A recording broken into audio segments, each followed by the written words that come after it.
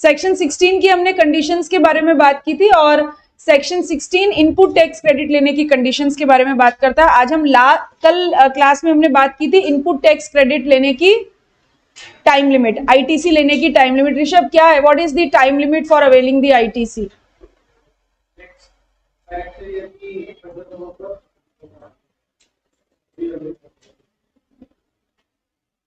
और very good, एक date आपने बताई, आई एम हैप्पी। और विनीत, एक्चुअल डेट ऑफ 30 नवंबर, अगले साल का 30 नवंबर और actual date of annual return whichever is earlier. ठीक है, नाउ हम एक क्वेश्चन के बारे में बात करेंगे और इस क्वेश्चन के साथ हम एक कंसेप्ट को समझेंगे। देखिए क्वेश्चन क्या है, x limited supplied taxable goods from factory after manufacture in the month of October 20 for sale to a distributor for rupees 8 lakh। X Limited taxable goods supply कर रहा है, फैक्ट्री से मैन्युफैक्चरिंग किया है अक्टूबर 20 में, for sale to a distributor 8 lakh रुपए का goods है। However, he deposited the GST at the rate 12% on these goods on 10th January 2021। यानी अक्टूबर 20 में अगर सप्लाई किया है तो आपको इसके ऊपर जीएसटी का पेमेंट कब तक कर देना है? 20 नवंबर तक आपको पेमेंट कर देना, अगले महीने की 20 तारीख तक। लेकिन उसने अगले महीने की 20 तारीख को पेमेंट नहीं किया और पेमेंट कब किया? 10 जनवरी 2021 को। यानी ये क्या हुआ? This is called late payment of GST. Okay, now ये जब उसने पेमेंट किया है वो कैसे किया है? Against show cause notice issued under section 74 of the CGST act 2017 by central tax officer and pass the order accordingly. इस बात का क्या मतलब होता है? जैसे इस पर्टिकुलर पर्सन ने जीएसटीआर 1 भरा है, ठीक है, अक्टूबर का जीएसटीआर 1 है, अक्टूबर का जीएसटीआर 1 कब तक भर दिया होगा? 11 नवंबर तक अक्टूबर का जीएसटीआर 1 भर दिया। इस जीएसटीआर 1 में इसने अपना आउटपुट टैक्स दिखाया 8 लाख पे 12%, कितना होता है? 96,000। ये क्या है? इसने आउटपुट टैक्स दिखाया। इस आउटपुट टैक्स को इसे कब तक पे कर देना था? 20 नवंबर, ठीक है, 2020 तक इसे पेमेंट कर देना था। बट इसने आउटपुट टैक्स 20 नवंबर 2020 तक पेमेंट नहीं किया। 20 नवंबर 2020 तक पेमेंट नहीं किया, यानी इसने जीएसटीआर 1 के थ्रू गवर्नमेंट को इंटीमेट कर दिया था कि मेरा 96,000 का टैक्स बनता है, जो इसे 20 नवंबर तक पेमेंट करना था, लेकिन इसने पेमेंट नहीं किया। ठीक, अब गवर्नमेंट को क्या करना चाहिए? जीएसटी डिपार्टमेंट को क्या करना चाहिए? इसके को जीएसटी डिपार्टमेंट नोटिस भेजेगा, ठीक है, उसे कहते हैं show cause notice. Show cause notice, और ये शो कॉज नोटिस को हिंदी में बोला जाता है कारण बताओ नोटिस। ठीक है, what is the show cause notice? Show cause notice, देखिए नाम ही क्या है, शो कॉज नोटिस, यानी आपको एक नोटिस दिया जा रहा है जिसके अंदर आपको कारण बताने को कहा जा रहा है। किस बात का कारण? कि ये जब तुमने जीएसटीआर 1 में 96,000 का आउटपुट टैक्स खुद ने बताया था, तो इसे 20 नवंबर तक पेमेंट क्यों नहीं किया? इस बात का कारण बताओ। अगर आपने कारण ठीक ठाक बता दिया और ऑफिसर को संतुष्ट कर दिया तो क्या हो जाएगी? शांति। और अगर आपके कारण बताओ नोटिस के जवाब से शांति नहीं हो पाई तो क्या होगी? क्रांति। यानी डिपार्टमेंट ने आपको शो कॉज नोटिस दिया और आप कोई सेटिस्फैक्ट्री जवाब नहीं दे पाए। अगर आप सेटिस्फैक्ट्री जवाब नहीं दे पाए तो डिपार्टमेंट अब आपके अगेंस्ट में क्या करेगा? डिमांड कंफर्म कर देगा। सबसे पहले आपने ही रिटर्न भरा, आपने ही सेल्फ असेस किया, आपने ही आउटपुट टैक्स बताया, फिर उसे सही समय पे जमा नहीं कराया तो डिपार्टमेंट ने आपसे पूछा भाई बताओ क्यों नहीं जमा कराया? आपने कोई सेटिस्फैक्ट्री जवाब नहीं दिया तो डिपार्टमेंट ने आपके अगेंस्ट में क्या कर दी? डिमांड कंफर्म कर दी। ठीक, ये सब टेक्निकल प्रोसेस है जो आप फाइनल में जाके डिटेल में पढ़ोगे। ये जो डिमांड कंफर्म होती है इसे कहते हैं डिपार्टमेंट ने आपके अगेंस्ट में क्या इशू किया? ऑर्डर। और इस ऑर्डर को कहते हैं असेसमेंट ऑर्डर। ये जो असेसमेंट ऑर्डर होते हैं ये दो सेक्शन में इशू किए जाते हैं, एक होता है सेक्शन 73 और एक होता है सेक्शन 74। सेक्शन 73 होता है non fraud case, non fraud case मतलब गलती से गलती हो गई, ठीक है, और 74 होता है फ्रॉड केस, फ्रॉड केस मतलब जानबूझकर आपने गलती की, ठीक। अब इस सिचुएशन में सरकारी अफसर को क्या मानना चाहिए, आपका फ्रॉड्यूलेंट इंटेंशन था या नॉन फ्रॉड था? फ्रॉड्यूलेंट इंटेंशन था, फ्रॉड्यूलेंट इंटेंशन था, आपने खुद ही ने आपने लाइबिलिटी बताई और उसके बाद आप पे नहीं कर रहे हो, यानी आप सरकार के टैक्स की चोरी करना चाहते हो। और सरकारी अफसर तो आपका अगर नॉन फ्रॉड होता है तो भी केस किसमें बनाता है? फ्रॉड केस में बनाता है। तो डिपार्टमेंट ने भी इस केस में, यानी आपने जो डिस्ट्रीब्यूटर को 8 लाख रुपए की सप्लाई की और आपने टैक्स का पेमेंट नहीं किया, तो फिर डिपार्टमेंट ने आपको क्या इशू किया? असेसमेंट ऑर्डर इशू किया अंडर सेक्शन 74 कि आपने फ्रॉड किया है और सरकार को जानबूझकर टैक्स का पेमेंट नहीं किया। अब आपको क्या करना पड़ेगा? इस असेसमेंट ऑर्डर की क्या करनी पड़ेगी? कंप्लायंस करनी पड़ेगी। और कंप्लायंस के तहत आपको क्या करना पड़ेगा? टैक्स को जमा करवाना पड़ेगा। और आपने इस असेसमेंट ऑर्डर के कारण टैक्स को कब जमा कराया? 10 जनवरी 2021 को। यानी इसके पहले तो आपकी फ्रॉड्यूलेंट इंटेंशन थी, आपने सरकार को टैक्स जमा नहीं कराया। अब डिपार्टमेंट ने आपके अगेंस्ट में असेसमेंट ऑर्डर कंफर्म किया और आपने ये चल के 10 जनवरी 2021 को क्या किया? सरकार को टैक्स का पेमेंट किया। यही बात इसमें बोली गई है कि आपने जो 10 जनवरी 2021 को पेमेंट किया है, it is against show cause notice by the central tax officer and pass the order accordingly. Government ने आपके अगेंस्ट में क्या पास कर दिया? ऑर्डर, मतलब असेसमेंट ऑर्डर। ये असेसमेंट ऑर्डर गवर्नमेंट ने किसके अगेंस्ट में पास किया होगा? सप्लायर या रिसिपिएंट? सप्लायर, क्योंकि टैक्सेबल पर्सन कौन है? सप्लायर। टैक्स जमा कराने की जिम्मेदारी किसकी? सप्लायर की। सप्लायर मतलब किसको दिया? एक्स लिमिटेड को, ठीक है। X limited supplier of goods है और रिसिपिएंट ऑफ गुड्स कौन है यहां पे? डिस्ट्रीब्यूटर, है ना, डिस्ट्रीब्यूटर, ठीक। नाउ अब क्या हुआ? During the month of December 17, हम ये किसकी बात कर रहे हैं? सप्लाई कब हुई थी? अक्टूबर 20 में। आपने टैक्स कब जमा कराया? जनवरी 21 में, ठीक है। ध्यान से सुनिएगा सवाल को। एक्स लिमिटेड जब गुड्स मैन्युफैक्चर करके बेच रहा है, तो एक्स लिमिटेड जब मैन्युफैक्चर गुड्स करके बेचता है तो वो कैसी सप्लाई करता है? आउटवर्ड सप्लाई करता है। इस आउटवर्ड सप्लाई करने के लिए उसे कुछ इनवर्ड सप्लाई करनी पड़ी होगी या नहीं करनी पड़ी होगी? इनवर्ड सप्लाई भी करनी पड़ी होगी ना। तो उसने दिसंबर 17 में क्या किया था? इनवर्ड सप्लाई, है ना। और इनवर्ड सप्लाई ये कितने रुपए की थी? 5 लाख की। और इसके ऊपर जीएसटी कितना था? 12%, यानी कितने रुपए का आईटीसी बना? 60,000 का। ये क्या? Input tax. और इसकी क्या ली होगी उसने? आईटीसी। इसने क्या ली होगी? आईटीसी, ठीक है। इतनी बात समझ में आई? यानी इस केस में उसका आउटपुट टैक्स कितना बन रहा है? 96,000, है ना। 8 लाख पे 12%, 96,000। और उसकी इनपुट टैक्स क्रेडिट कितनी पड़ी है उसके पास? ये बात समझ में आई?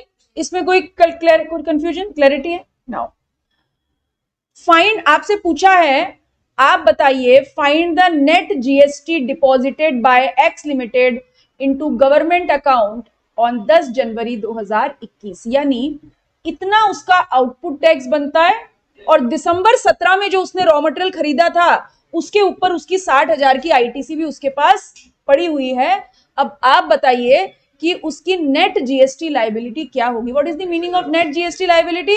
आउटपुट टैक्स माइनस आईटीसी, ठीक है। हाँ, ये ऐसा आपको दिखता है, ऐसा आपको दिखता है। But what is the twist?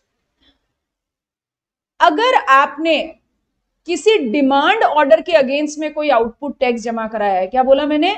अगर आपने किसी डिमांड ऑर्डर के अगेंस्ट में आपने आउटपुट टैक्स जमा कराया है तो वो आप आईटीसी से सेट ऑफ नहीं कर सकते, ठीक है। आईटीसी से सेट ऑफ कौन सा आउटपुट टैक्स होता है?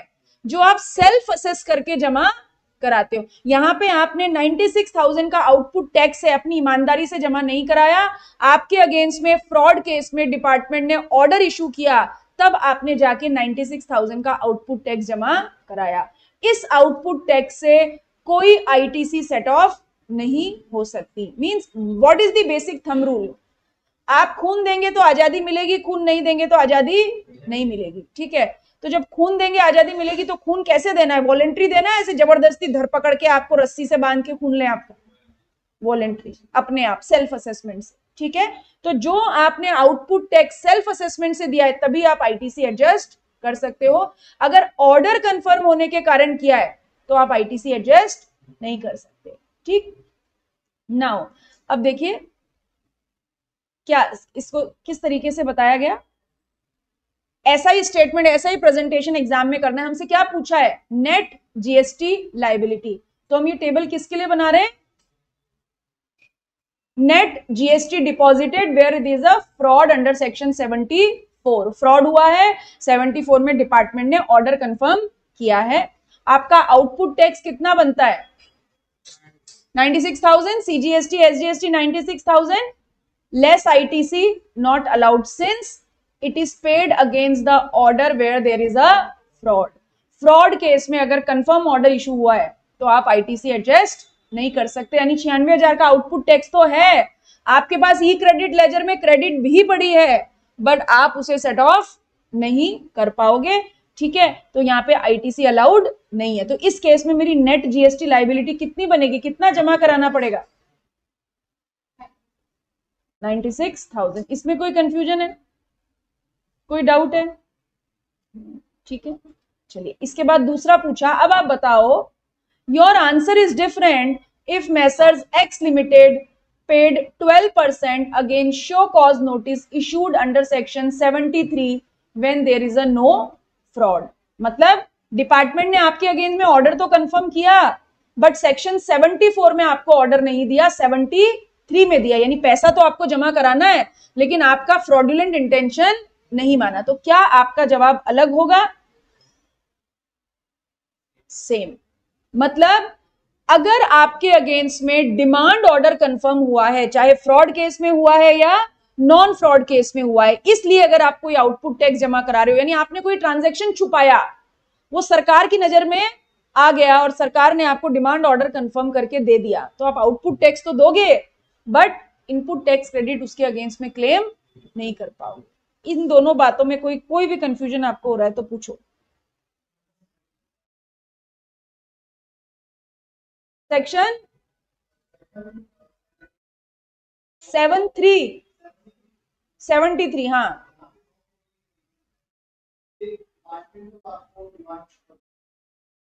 नहीं, that is the process is the same. जब आप देखिए, सबसे पहले क्या होता है, डिपार्टमेंट आपको शो कॉज नोटिस इशू करके देता है। तो ये शो कॉज नोटिस क्या होता है, ये कौन इशू कर, मतलब अच्छा इसको ऐसे माने, ये जो शो कॉज नोटिस है, this is the start of the, ये डिपार्टमेंट की तरफ से लीगल प्रोसीडिंग्स स्टार्ट होने का पहला स्टेप होता है। तो जब शो कॉज नोटिस डिपार्टमेंट आपको देता है कि कारण बताओ आपने टैक्स को जमा क्यों नहीं कराया, तो ये शो कॉज नोटिस ही दो सेक्शन में इशू होता है, या तो आपको 73 में इशू होगा या आपको 74 में इशू होगा। यानी आपको पहले से ही बताएंगे कि हम आपके अगेंस्ट में ग्राउंड बना रहे हैं फ्रॉड का, या हम आपके अगेंस्ट में ग्राउंड बता रहे हैं नॉन फ्रॉड का। तो डिपार्टमेंट आपको सबसे पहले बोलेगा कि हम मानते हैं तुमने फ्रॉड किया, या हम मानते हैं तुमने फ्रॉड नहीं किया। अब आपको इस शो कॉज नोटिस का क्या देना है, रिप्लाई। अगर रिप्लाई से डिपार्टमेंट सेटिस्फाइड है तो क्या हो जाएगी, शांति, यानी लीगल प्रोसेसिंग ड्रॉप हो जाएगी। लेकिन अगर आपका रिप्लाई नॉन सेटिस्फैक्ट्री है, यानी डिपार्टमेंट को आपने सेटिस्फाई नहीं किया अपने जवाब से, तो क्या होगा, क्रांति होगी। क्रांति होगी मतलब अब आपके अगेंस्ट में क्या इशू हो जाएगा, assessment order. Again assessment order भी सेम, या तो आपको असेसमेंट ऑर्डर सेक्शन 73 में मिलेगा, 73 में मिला मतलब नॉन फ्रॉड, और अगर सेक्शन 74 में मिला तो फ्रॉड। क्या फर्क होता है दोनों में, टैक्स तो दोनों में ही जमा कराना होता है। जब डिपार्टमेंट असेसमेंट ऑर्डर निकालता है तो आपसे टैक्स की भी डिमांड करता है, इंटरेस्ट की भी डिमांड करता है और पेनल्टी, ये दोनों चीजें आप जब फाइनल में कंटेंट पढ़ेंगे तब आप पढ़ेंगे। तो इंटरेस्ट और पेनल्टी, तो यहां पर जो पेनल्टी होती है वो थोड़ी लोअर साइड होती है और फ्रॉड केस में जो पेनल्टी होती है वो हायर साइड होती है। This is the difference.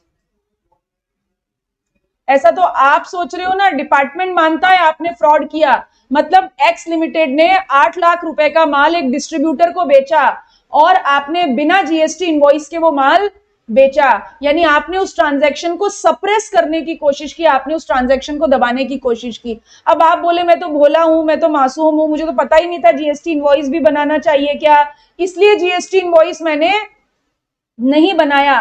ठीक, डिपार्टमेंट को अगर लगता है आप सच में भोले मासूम हो, आप अंगूठा छाप हो, आपको तो कुछ भी नहीं पता है, तो हो सकता है आपको शो कॉज नोटिस 73 में दे दे। पर अब सामान्य प्रवृत्ति इंसान की होती है, अगर आप बिजनेस कर रहे हो तो आपको पता है कि अगर आप माल बेचोगे तो आपको जीएसटी इनवॉइस बनाना पड़ेगा, और अगर आप नहीं बना रहे हो तो इसका मतलब आपका इंटेंशन है, आप 2 नंबर में माल बेचना चाहते हो, आप उस ट्रांजेक्शन को अकाउंट फॉर ही नहीं करना चाहते। तो केस टू केस डिपेंड करता है डिपार्टमेंट। और आपको मौका दिया ना, शो कॉज नोटिस इशू हुआ, फिर आप जवाब दो कि भाई क्यों मैं भोला और मासूम हूं, मौका दिया। ठीक है, और कोई डाउट है किसी को? चलिए, इसके बाद तीसरा सवाल जो इसमें पूछा इसी क्वेश्चन में, ध्यान से सुने। X limited paid output tax by following self assessment. Self assessment मतलब आप खुद ही, आप बता रहे हो, खुद ही जाके दे रहे हो। अब आईटीसी अब तो मिलनी चाहिए, ठीक है, अब आईटीसी मिलनी चाहिए। सो ये समझ में आई बात? कोई कंफ्यूजन? अब आईटीसी मिलनी चाहिए, इसका मतलब 48,000 का मेरा क्या था, आउटपुट टैक्स, और मेरे पास आईटीसी कितनी है, 60,000 की, तो ये आपका क्या बनेगा, नेट जीएसटी पेबल, है ना, ये क्या बनेगा आपका, नेट जीएसटी पेबल। ठीक है, तो अब हमने जो ये देखो, ये जो, अब इसको पढ़ो।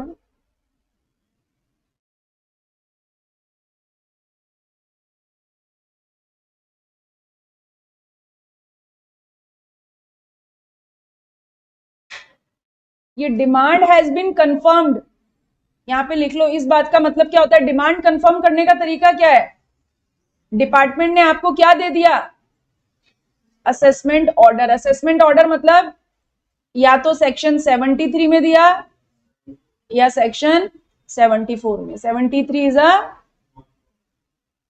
Non fraud, 74 is a fraud. ये इस कंसेप्ट के लिए हमने वो एग्जांपल किया था।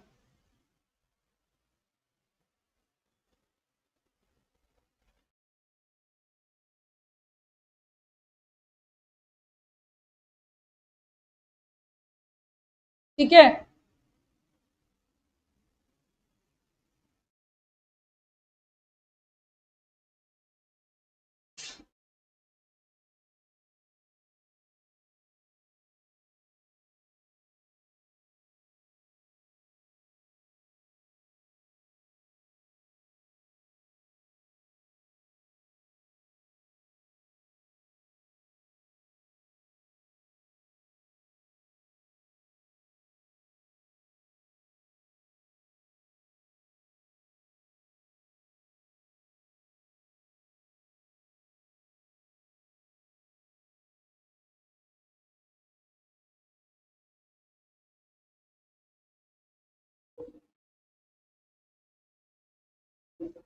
कुछ डाउट है?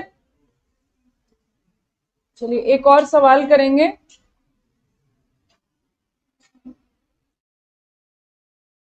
अभिनव, ये आप लॉट वाला कुछ कंसेप्ट पूछ रहे थे ना, इसी के ऊपर एक क्वेश्चन और है यहाँ पे, वो कर रहे हैं हम। P limited a registered manufacturer of Jaipur. P limited एक रजिस्टर्ड मैन्युफैक्चरर है जयपुर की।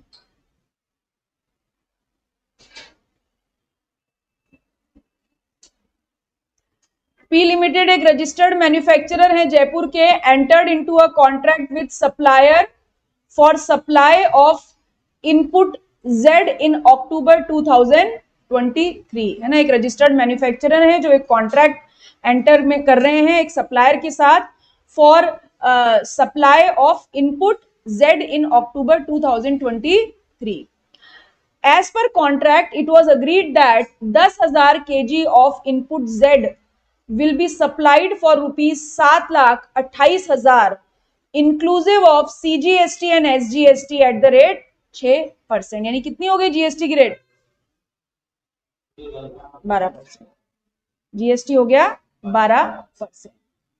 ठीक है, और कितने लॉट में देना है? 4 लॉट में. ये जो 7,28,000 रुपए है, इसमें what is the value of supply? What is the value of supply here?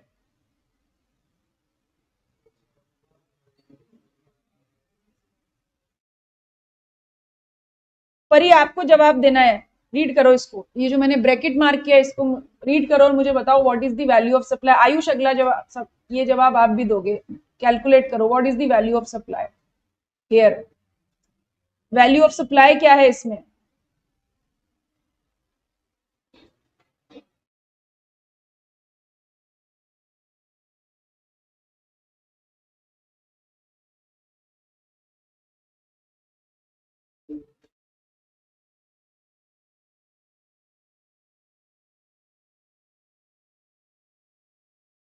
Calculator चाहिए?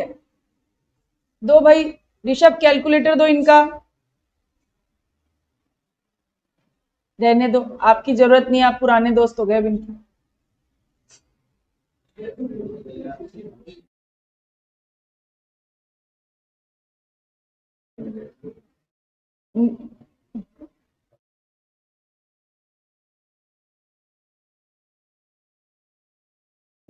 परी क्या, what is the value of supply here?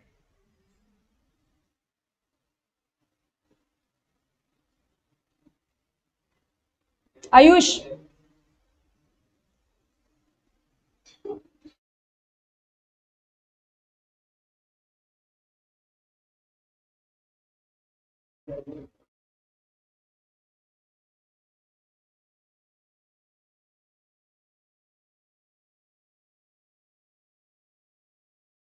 Partha, आप इसमें से मुझे निकाल, हाँ बोलो.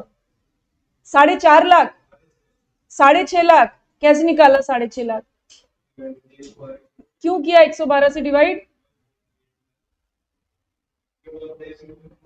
टैक्स इंक्लूड है.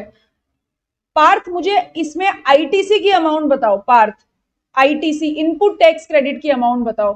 7,28,000 का बिल बना है ना, इसमें इनपुट टैक्स क्रेडिट कितने अमाउंट की मिलेगी? परी, इनपुट टैक्स क्रेडिट कितने अमाउंट की मिलेगी?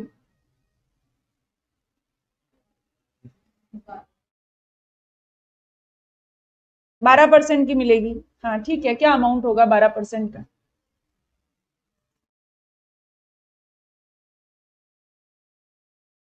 क्या अमाउंट होगा 12% का?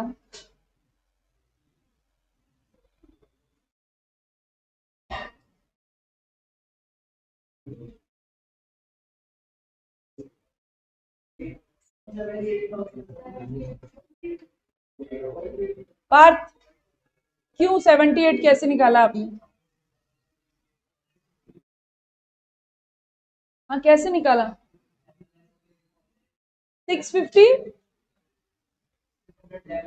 जोर से बोलो. 6,15,000 कहां से आ गया? 6 लाख, 6,50,000 कैसे आया?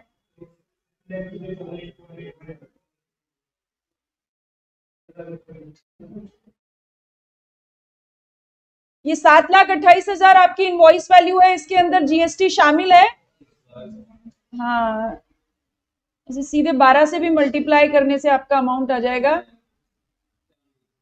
ये आपका क्या है? आईटीसी का अमाउंट है ना. और सामान कितने लॉट में मिला है हमको? 4 लॉट में मिला है. इनवॉइस जनरेट हुआ है 7,28,000 का with supply for first lot of input Z. यानी सप्लायर ने पहले ही लॉट के साथ पूरा का पूरा बिल भेज दिया कस्टमर को. कितने रुपए का? 7,28,000 रुपए का. आपको फर्दर इंफॉर्मेशन दी गई है कि input received in subsequent lot, यानी पहला लॉट रिसीव हुआ 2500 केजी का और 19 अक्टूबर को. दूसरा लॉट रिसीव हुआ 3,000 केजी का 21 अक्टूबर को. थर्ड लॉट रिसीव हुआ 1500 केजी का 12 नवंबर को, और चौथा लॉट रिसीव हुआ 3000 केजी का 1 दिसंबर को। आपको ये बताना है कि कब आईटीसी मिलेगी और क्या प्रोपोर्शनेट आईटीसी लॉट के साथ ले सकते हैं क्या? प्रोपोर्शनेट आईटीसी हम लॉट के साथ नहीं ले सकते। So what is the date for taking the ITC? 1 दिसंबर 2023। And what is the eligible amount of ITC? 78,000 रुपए की आईटीसी आप 1 दिसंबर 2023 को ले सकते हो, उसके पहले नहीं ले सकते। ठीक है, ओके। इसमें कुछ कंफ्यूजन है?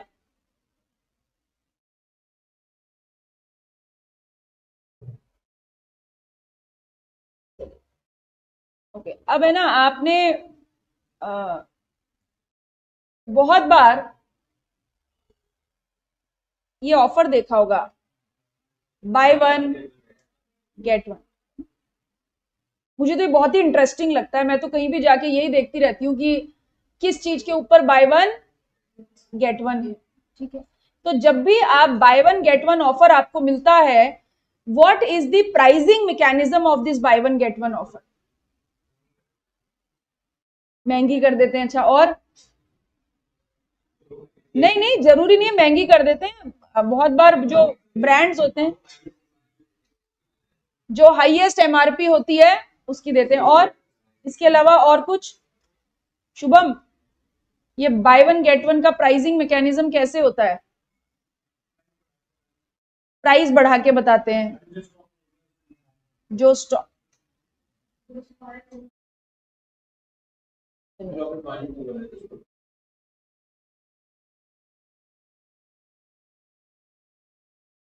यही पूछा है मैंने, इसी के बारे में बात करेंगे।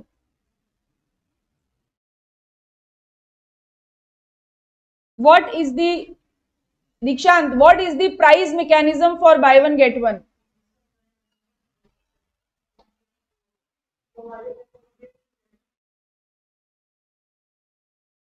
I am not asking the tax treatment, मैं केवल प्राइसिंग मैकेनिज्म की बात कर रही हूँ। जवाब सही देने के लिए सवाल समझिए पहले।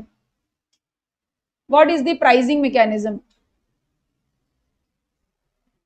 चलिए ऐसे समझिए, आप ही की दुकान है, ठीक है क्या किसी के घर में रेडीमेड गारमेंट की शॉप है क्या? किसी के नहीं है, स्टेश है, ठीक है। मान लेते हैं एक डेनिम के साथ एक डेनिम फ्री, ठीक है। प्राइसिंग मैकेनिज्म यानी आप ही को दुकान पे भेज दिया जाए कि एक कस्टमर आया है, आज से बाय वन गेट वन देना है अगले 7 दिन तक, क्या प्राइस, कैसे प्राइसिंग डिसाइड करोगे आप? हाँ अमित, ओके, दोनों की कॉस्ट कवर हो जाए, थोड़ा हम मार्जिन जोड़ लें और काम हो जाए, ठीक है, ऐसा बोल सकते हैं क्या?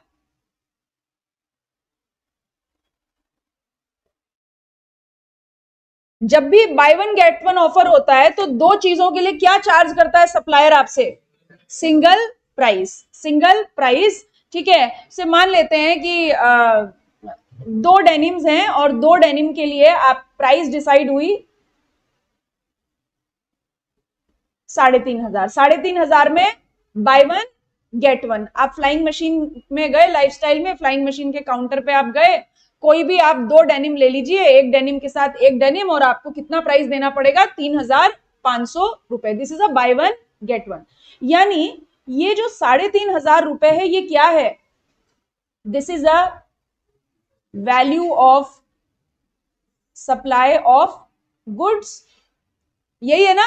ये आप लाइफ स्टाइल और कस्टमर के बीच की क्या है? Transaction value. आप और लाइफ स्टाइल रिलेटेड पार्टी भी नहीं हो, ये प्राइस सोल कंसिडरेशन भी है, सारी कंडीशन पूरी होती है ना, तो ये क्या है? Value of supply of goods, यानी ये क्या है? Outward supply. और इस आउटवर्ड सप्लाई पे आपको क्या देना पड़ेगा? आउटपुट टैक्स, और डेनिम के ऊपर रेट ऑफ जीएसटी है 5%। कितना बनता है जीएसटी? 3,500 रुपए पे 5% कितना होता है?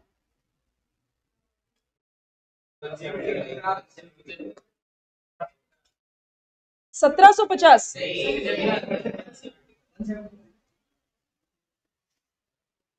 175। ये क्या है? आपका आउटपुट टैक्स। ठीक है। What is the thumb rule? आप खून देंगे तो आजादी मिलेगी और खून नहीं देंगे तो आजादी नहीं मिलेगी। और यहां पर हम किसके बारे में बात करें? फॉर एग्जाम्पल हम लाइफस्टाइल के बारे में बात करें, तो लाइफस्टाइल अपनी आउटवर्ड सप्लाई पे क्या दे रहा है? Output tax. कितना आउटपुट टैक्स दे रहा है? 175। तो क्या लाइफस्टाइल को आईटीसी मिलनी चाहिए या नहीं मिलनी चाहिए? मिलनी चाहिए। किस पे मिलनी चाहिए? इनवर्ड सप्लाई पे मिलनी चाहिए। ठीक है। Now what is the trick hair?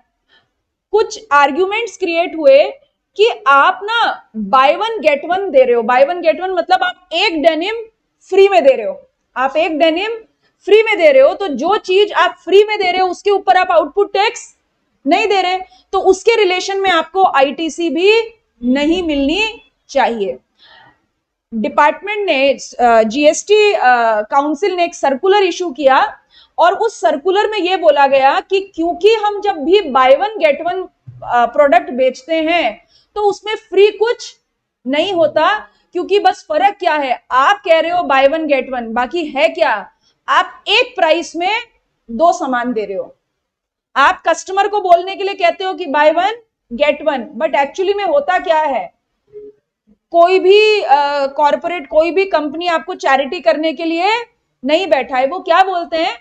वो सिंगल प्राइस चार्ज कर लेते हैं। तो ये bye one get one free जैसा कुछ भी नहीं होता जीएसटी के पॉइंट ऑफ व्यू से। जीएसटी कहता है अगर आप कुछ फ्री में सामान बेचोगे तब तो आप उससे रिलेटेड आईटीसी नहीं ले पाओगे। यहां पे हम फ्री में कुछ दे ही नहीं रहे, क्योंकि दोनों के लिए हम एक प्राइस चार्ज कर रहे हैं। बस फर्क क्या है?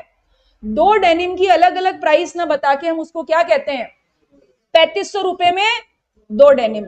यानी ये हमारी आउटवर्ड सप्लाई है और इसके ऊपर हम आउटपुट टैक्स भी दे रहे हैं। कहने के लिए this is a free supply but nothing is free.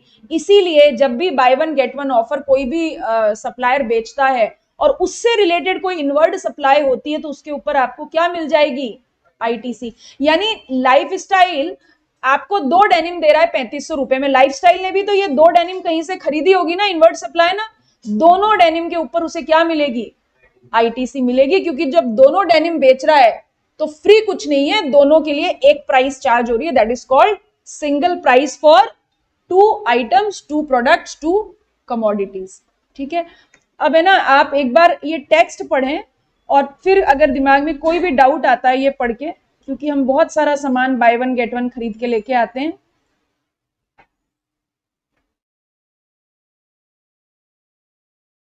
है ना। देखो अब ना, जहां जहां मैं आपको ग्रीन मार्क कर रही हूं आपको इस तरीके से पढ़ना है पार्ट में। पहले इतना पढ़ो, बस जितना मैंने ग्रीन मार्क किया है बस उतना रीड करो। इसके ये टेक्स्ट में अगर कोई कंफ्यूजन होता है तो मुझे बोलो।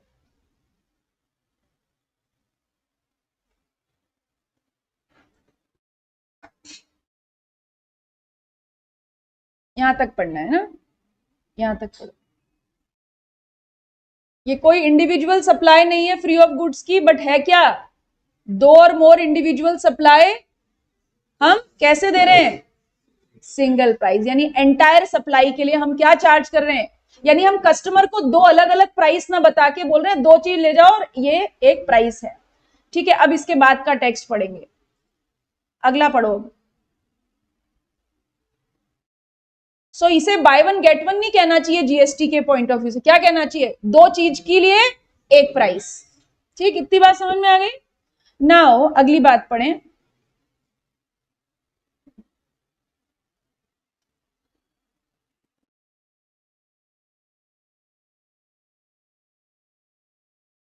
इस बाय वन गेट वन वाली सप्लाई के लिए अगर आपको कुछ खरीदना पड़ता है तो आप उसके ऊपर आईटीसी ले लोगे, क्योंकि हम यही कह रहे हैं कि आप खून दोगे तो आजादी मिलेगी। अब आप खून कैसे दे रहे हो?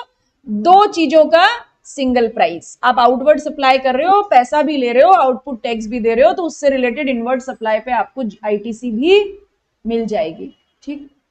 अब कोई आपके दिमाग में कोई डाउट आ रहा है तो पूछो।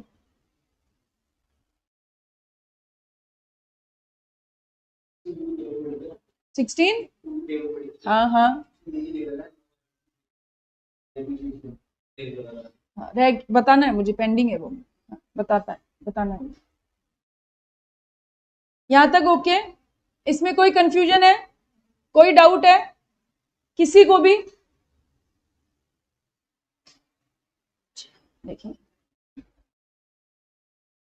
इस सेक्शन 16 में हमने सब चीजें कंप्लीट कर ली, एक केवल ये बचा हुआ है, no ITC if depreciation is claimed. क्या मतलब है इस बात का?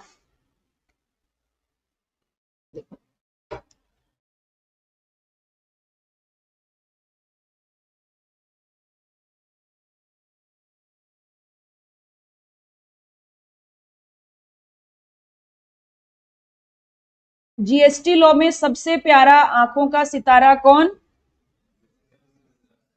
Taxable person. ठीक, ये टैक्सेबल पर्सन क्या करता है? बिजनेस करेगा। इस बिजनेस के लिए, इस बिजनेस में दो तरीके की सप्लाई होगी, एक होगी बाहर जाने वाली और एक होगी अंदर आने वाली। एक होगी इनवर्ड सप्लाई, एक होगी आउटवर्ड सप्लाई। ठीक है, इनवर्ड सप्लाई किस किस तरीके की होगी? इनपुट होगा, इनपुट सर्विस होगी और कैपिटल गुड्स होगी। ठीक है, और इन सब चीजों को बिजनेस में यूज करके हम क्या करेंगे? Outward supply. ठीक, तो यहां पे हम बात करने वाले हैं कैपिटल गुड्स की। What is the meaning of capital goods for the purpose of GST law? Capital goods का मतलब क्या होता है जीएसटी लॉ में? पढ़ा है हमने, बिल्डिंग फर्नीचर। बिल्डिंग तो बात ही नहीं करते हम, इमूवेबल प्रॉपर्टी। हाँ बोलो बोलो धनंजय।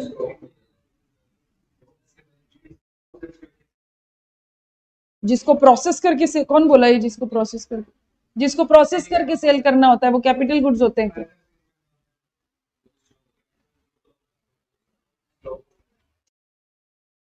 कैपिटल गुड्स वो सारे गुड्स जिनको हम बैलेंस शीट में कैपिटलाइज करते हैं, but not land and building. जब हमने आईटीसी शुरू किया था तब हमने 2 दिन तक इसी पे चर्चा की थी। कैपिटल गुड्स जिसको हम ऐसे हमारे असेट्स जिसको हम बैलेंस शीट में कैपिटलाइज करते हैं, बुक्स ऑफ अकाउंट्स में कैपिटलाइज करते हैं, बट लैंड बिल्डिंग के बारे में बात नहीं करते, because those are not goods, वो गुड्स ही नहीं होते हैं। ठीक, तो हम बात कर रहे हैं कि टैक्सेबल पर्सन ने अपने बिजनेस के लिए क्या खरीदा? कैपिटल गुड्स खरीदा। ठीक, एग्जाम्पल, एक मशीन खरीदी है और एक पैकिंग मशीन खरीदी है, और पैकिंग मशीन की कीमत है 5 लाख रुपए। ठीक है, और इसके ऊपर जो रेट ऑफ जीएसटी है वो कितना है? 18% और 90,000। यानी जब हम ये मशीन खरीद के लेके आए, what is the value for inward supply? है ना, इनवर्ड सप्लाई की वैल्यू क्या है? 5,90,000। ठीक, इस टैक्सेबल पर्सन को इस इनवर्ड सप्लाई पे आईटीसी मिलेगी या नहीं मिलेगी? इसी इनवर्ड सप्लाई की बात कर रहे हैं, मिलेगी ना? आईटीसी मिलेगी, क्योंकि packing machine it is in related to your business. आप इस पैकिंग मशीन के ऊपर इनपुट टैक्स क्रेडिट ले सकते हो। यानी ये जीएसटी इनवॉइस की वैल्यू कितनी होगी? 5,90,000।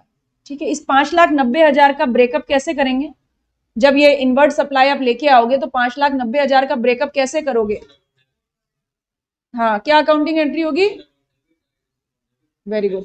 हाँ, मशीन अकाउंट में कितना लेके जाएंगे? 5 लाख, और आईटीसी को कितने से डेबिट करेंगे? 90,000 से। ऐसा ही होगा ना? यानी 90,000 जो जीएसटी लगा उसको मैंने मशीन के कॉस्ट में नहीं डाला, कहां डाल लिया? आईटीसी वाले गुल्लक में डाल लिया। ठीक है, यहां तक ओके?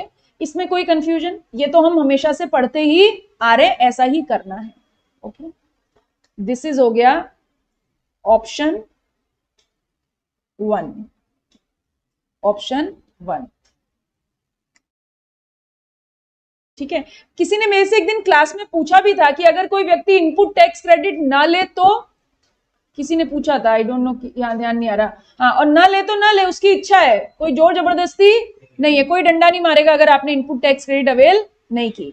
ऑप्शन 2, यही आप सेम 5,90,000 रुपए की मशीन लेके आते हो, और ये तो क्या हो गया, ये ऑप्शन में हमने क्या किया, ITC availed on capital goods. मेरे पास ऑप्शन 2 क्या है, ITC not availed on capital goods. Ayush, अगर इस मशीन के ऊपर इनपुट टैक्स क्रेडिट हम अवेल नहीं करेंगे तो what would be the accounting entry, books of accounts में अकाउंटिंग एंट्री क्या होगी?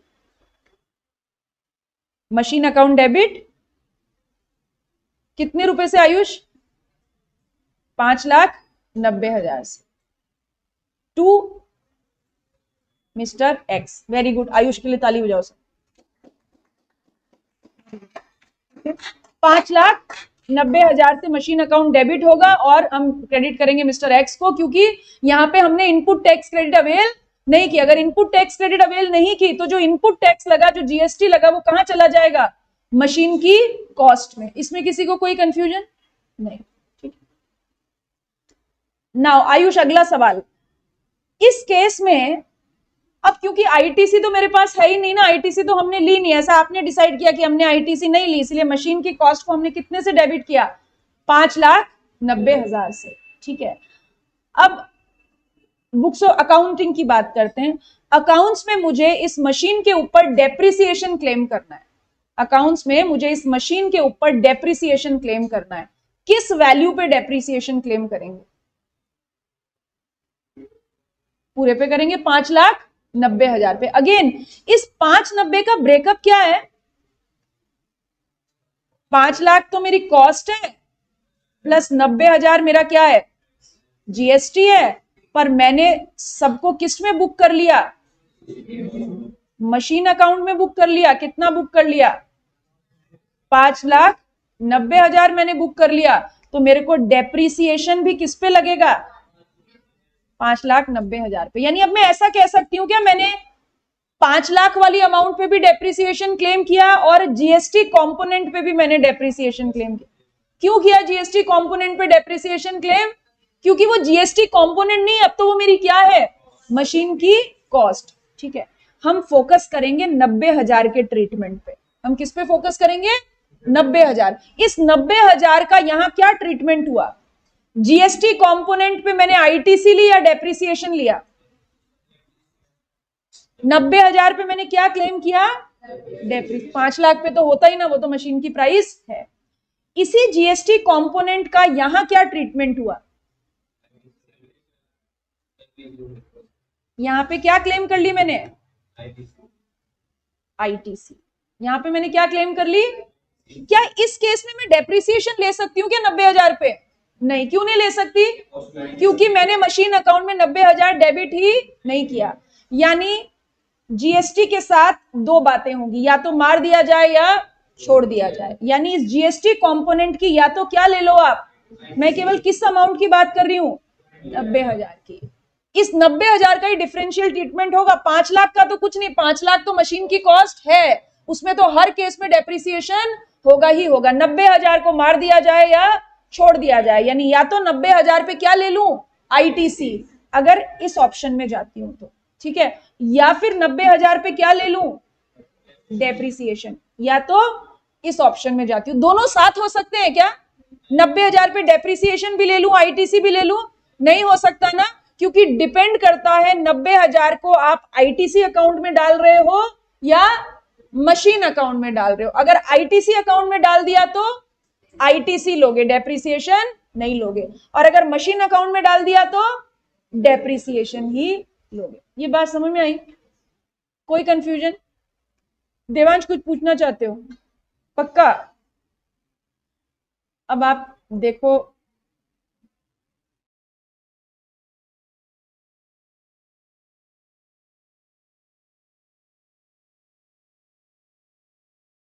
क्या लिखा है? No ITC if depreciation is claim. यानी इसको आप ऐसा करो, यहां पे लिखो, इसी के नीचे 5 लाख वैल्यू और जीएसटी है 90,000। किसके बारे में बात कर रहे हैं? कैपिटल गुड्स के बारे में बात करें, है ना। इस 90,000 का जो जीएसटी है, इसके दो ट्रीटमेंट हो सकते हैं। या तो आप क्या लोगे, आईटीसी या डेप्रिसिएशन।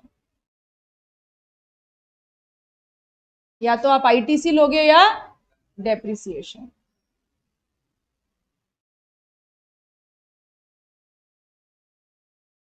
कुछ डाउट हो रहा है, कोई कंफ्यूजन, कोई क्वेरी? अभिनव कुछ पूछना चाहते हो? कुछ नहीं पूछना किसी को भी?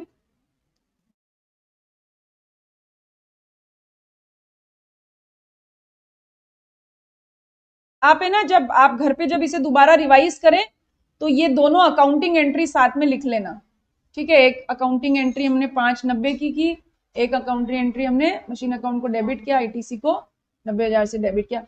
कोई भी डाउट आ रहा है छोटा या मोटा, बिना ये सोचे कि पूछना चाहिए या नहीं पूछना चाहिए, आप पूछ सकते हैं, बोलो। देवांश ऐसा लग रहा है जैसे यहां तक कुछ तो चल रहा है, पूछना चाहते हो पक्का? सोच रहे हो क्या पूछना है? ठीक है।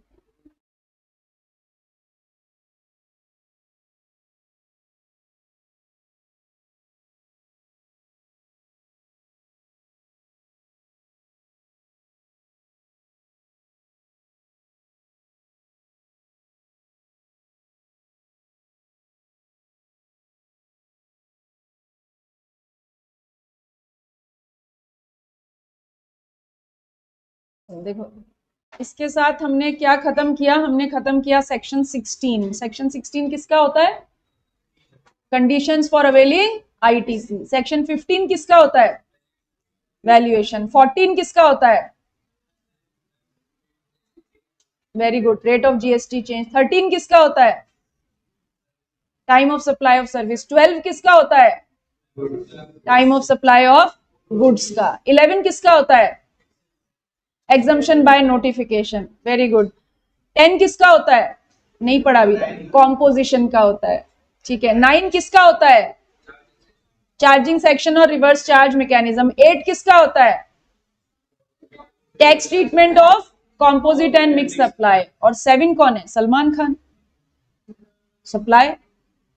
ठीक, अब हम बात करेंगे अगले सेक्शन की, सेक्शन 17, ठीक है। अभी तो 1 मिनट है हमारे पास, तो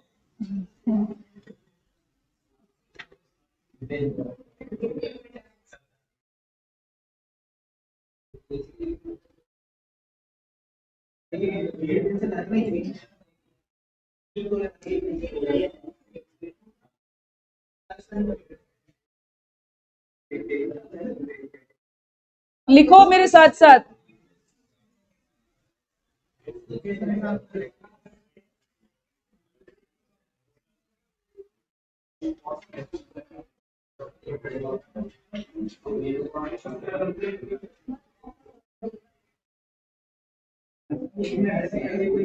लिख लिया?